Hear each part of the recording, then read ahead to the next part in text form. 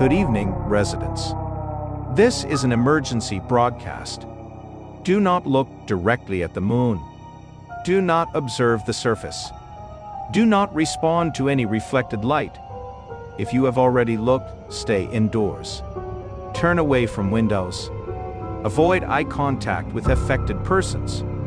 Because tonight, something up there has opened its eyes. And the tide is no longer the only thing rising. But all over town, plenty already have. One glance. 1 second too long. And that's all it takes. Eyes burn. Thoughts split. Something ancient pushes in through the light. People stagger into the streets like sleepwalkers with open mouths and empty minds. Not dead. Not alive. Just listening. Their bodies twist toward whatever the moon wants next. Their voices break. Their hands rise. And suddenly the town is pointing at itself. Doors slam. Curtains close. Phone lines choke with panic and then go dead. And in every locked house, every boarded room, every shaking little corner of the coast, the same thought starts crawling in. Too late now, isn't it? But there is something rising in the town as well. Not courage. Not panic. Something worse. 1,000 pairs of eyes, all staring upward, all waiting for orders. The people who look too long are changing. Not into monsters, into signals. They stand in the street with their mouths hanging open and their hands slowly lifting, like they're being tuned to something only they can hear. And the sirens keep sounding. But now the noise isn't coming from the rooftops. It's inside their heads. Pulling. Rattling. Calling others toward the light. And everywhere that sound spreads, the same dread follows. Too late now, isn't it? And the sirens keep sounding. But now the noise isn't coming from the rooftops. It's inside their heads. Pulling. Rattling. Calling others toward the light. And everywhere that sound spreads, the same dread follows. Too late now, isn't it? But once the light gets hold of them, their feet leave the ground. And the screaming keeps going even after the bodies start to rise. Up there, the moon doesn't just watch. It opens. And all across the coast, families huddle behind curtains and locked doors, hearing voices outside that sound almost human and not wanting to know if they still are. Because once you hear the calling clearly, you start wondering how long before it says your name. And then the sky starts eating. Not figuratively. Not like a warning. For real. They go up kicking, clawing at air that gives them nothing back. One by one. Handful by handful. And above them, that open mouth just keeps taking. Then comes the silence after the screaming. Wet. Heavy. Run! The ones left behind lie where they fell, like broken dolls dropped by something that got bored halfway through. Inside the houses, behind curtains and bolted doors, people stop pretending this is a storm or a hoax or a trick of the light. They pray. They shake. They listen. Because above the town, above the tide, above every roof and road and ruined window, it is still there. Hungry. Patient. And nowhere near finished. And still it feeds. Not fast enough to finish the town in one gulp. Slow enough to make everybody watch. The beams drag people upward in handfuls. Bodies kick. Voices snap. Then vanish beyond the teeth. Every scream that stops leaves more silence behind it. Every silence makes the next one louder. Inside the houses, the survivors count what's left. Fewer windows lit. Fewer voices answering back. Fewer names that still mean anything. Below, the streets don't empty. They reorganize. The ones already taken by the signal stand in the road like living pointers, arms lifting, faces blank, eyes burning with borrowed light. And outside, under that impossible face in the sky, the whole town starts to understand the real horror. It isn't just eating people. It's lining up the next ones. Then comes the pause. Not peace, not safety. Just a silence so wrong it makes everybody hold their breath. Inside the houses, people stop whispering. They listen for footsteps, for sirens, for anything that still sounds human. Outside, the streets don't empty. They wait. The ones touched by the moon stand frozen beneath it, heads tilted, arms half raised, like they're listening for the next command. And that's when the survivors understand the worst part. The feeding was never the end. It was only the opening act. Because up there, above the town, above the sea, above every locked door and shaking hand, the thing in the sky is still watching. Still choosing. Still deciding who goes next. The feeding was never the end. It was only the opening act. Because up there, above the town, above the sea, above every locked door and shaking hand, the thing in the sky is still watching. Still choosing. Still deciding who goes next. Outside, the streets don't empty. They wait. The ones touched by the moon stand frozen beneath it, heads tilted, arms half raised, like they're listening for the next command. And that's when the survivors understand the worst part.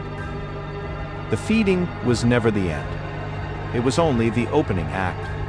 Because up there, above the town, above the sea, above every locked door and shaking hand, the thing in the sky is still watching. Still choosing. Still deciding who goes next. And that's when the signal gets personal. It stops feeling like a disaster out there and starts feeling like a voice in the room. A whisper under the skin. A pressure behind the eyes. A hook in the gut pulling toward the window. Chad feels it. Not with his ears. Not properly. More like the moon has found the hollow parts inside him and started filling them with static. Gary turns. Lucy freezes. And for one awful second, none of them are sure whether the sound is outside or already in them. The crowd below doesn't look like a crowd anymore. It looks like a queue. And out there, under that dead light, the town keeps lifting its face to the sky, like it's waiting to be told who belongs to it next. Then the signal gets inside the survivors. Not through the windows. Not through the doors.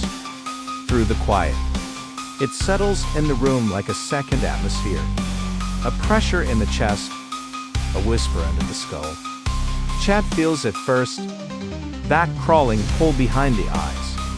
Like something up there has found the hollow places in him and started pouring itself in. Gary turns. Lucy freezes. And for one awful second, none of them know whether the sound is outside the house or already inside their own heads. Beyond the glass, the town is still facing upward. Still waiting. Still listening. And under that dead light, the whole coast seems to lean toward the sky, like it already knows the next command is coming. And then they stop resisting. Not all at once. Not like a choice. More like the last little pieces of them finally give way. Chad steps out first. Gary and Lucy follow.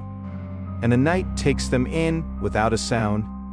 Around them the others drift into place, blank-faced, glowing-eyed, moving with the slow certainty of people who no longer belong to themselves. The fear is gone now. Not because they're safe, because the thing that knew how to be afraid is being hollowed out. Above them, the moon keeps staring. And the longer it looks, the less human the town begins to feel. Not dead. Not alive. Just tuned. Just waiting for the next command. Chad barely feels his own feet moving now. Gary and Lucy don't speak. They just drift with the others into the moonlit streets. All around them, faces lose their fear, lose their panic, lose the last bits of themselves that were still fighting. What's left keeps walking. Slow. Blank. Obedient. Above them, that dead impossible thing keeps staring down, and the longer it looks, the less the town feels like a town at all. Just bodies. Just signals. Just a shoreline full of people waiting to be told what happens next. And then the whole town turns. Not to run. Not to hide. To listen. Every hand lifts. Every face angles upward. Every streetlight burns brighter than it should. The pier groans. The sirens scream. The coast begins to hum like one enormous machine. Not a town anymore. An antenna. And far beyond the moon, in the dark above it, something answers. The moon woke up first. Something else heard it. And now, a word from our sponsors. Can't stop staring at the moon? Hearing whispers in your walls? Feeling a strange desire to walk into the sea at midnight? Then you need MONEC, the only drops clinically unproven to block out unwanted lunar signals, cosmic humming, and the sudden urge to point at your neighbors.